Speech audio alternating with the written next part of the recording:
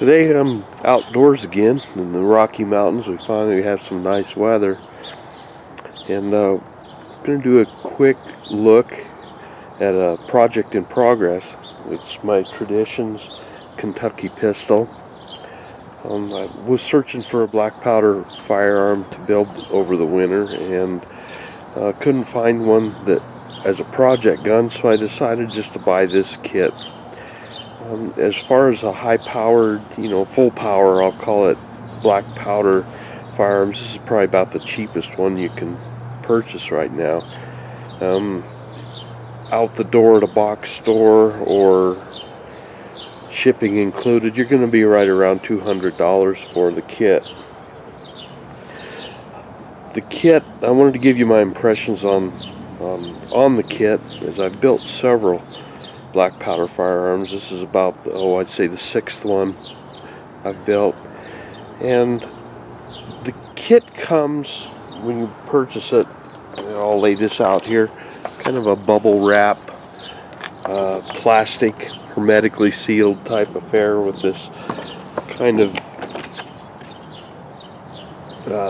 cheesy, I would call it, insert with the grandfather and the grandson building the kit. But if you're gonna build this kit, you're gonna have to put some time into it to end up with a real quality looking firearm. It could be built in a weekend, but you'd end up with something that looked like it was built in a weekend.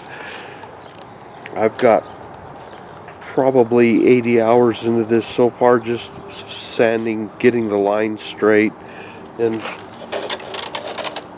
doing what I wanted to do to the gun, and it's not even nearing completion yet, but I wanted to show it to you in this kind of rough state. The stock is pretty well sanded out with the lines defined now. They come with very undefined lines.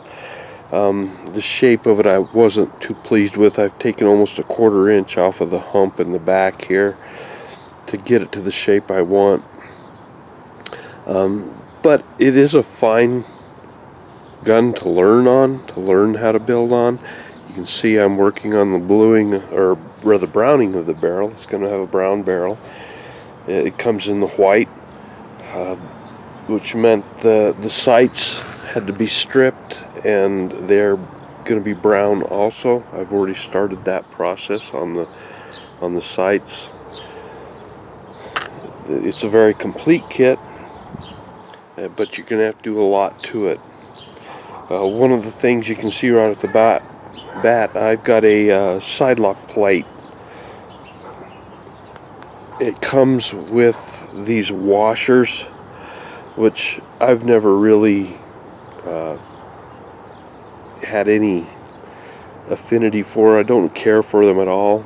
They look cheesy and cheap to me, even though they were used, but they probably would have been more of a decorative inlaid washer on the originals. So I went ahead, made this side plate for it, and inlaid it into the firearm. But that's the sort of thing you can experiment with, have fun with, and work on your skills with this kit.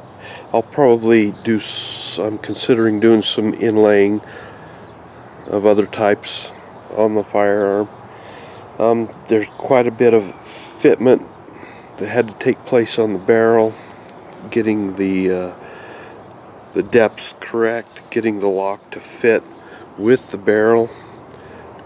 The lock had to be ground down quite a bit here where it mates up to the barrel in order to get it to all fit correctly.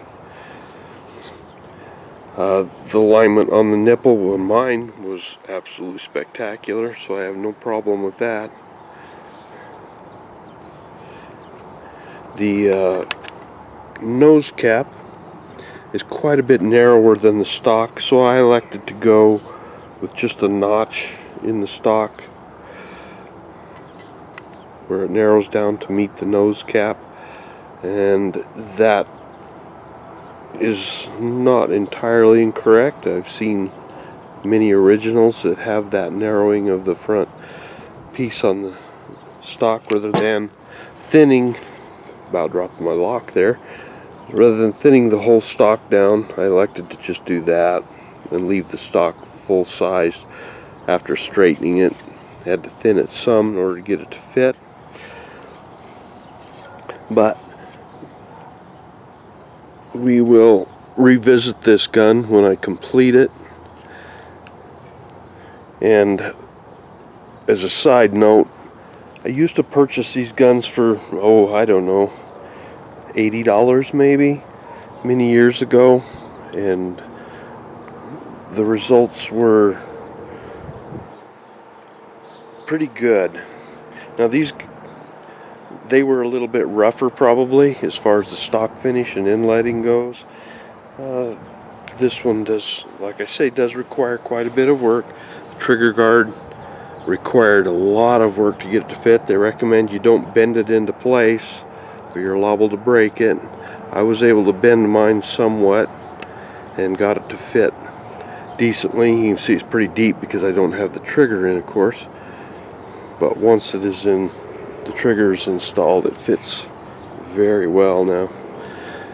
I took a chance and bent it a little bit so I didn't have to inlet quite as much on the stock. So that's not my forte by any means. Now these guns, Traditions is just an importer.